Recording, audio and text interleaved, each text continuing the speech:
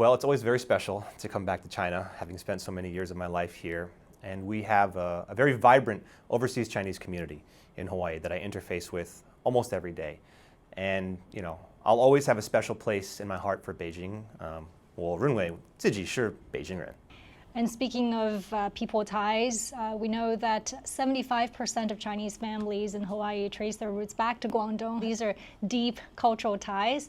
And on the national level, for the first time in 5 years, the percentage of Americans with a negative view of China has dropped from 81% to 77%. Now it's still a very high number, but it's trending in the right direction. How do you read into this trend?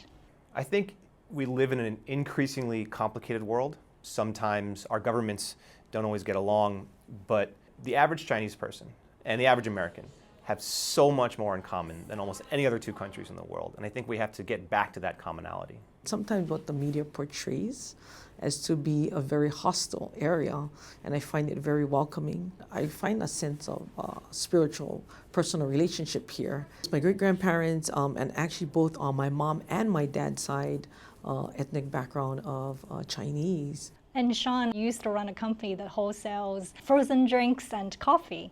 How does that entrepreneurial background affect the way you look at China-US relations? When I was a wholesaler, I needed to be very aware of not just my domestic market, but also the cost of my supplies and where they're coming from. One of the most important parts of this trip is to show that Guangdong and Hawaii can have a stable trading relationship and create a good environment to do business together. Both of you focus on big policy issues from infrastructure to sustainability to job creation. Do you see opportunities for Guangdong and Hawaii to share ideas and best practices? Coming from a farming background, technology has proven well for many of us. The workforce is so hard to find, and just sharing the little ideas and just using platforms to market products, that is huge.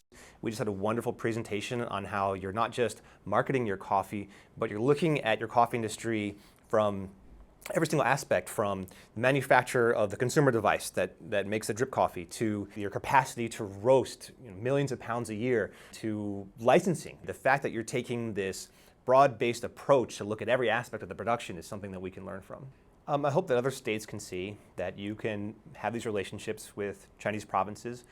It can increase your GDP growth, it can increase job growth, and it can foster these sorts of deep cultural ties that it may not pay off exactly today or tomorrow, but years in the future. It's really important to keep working at it.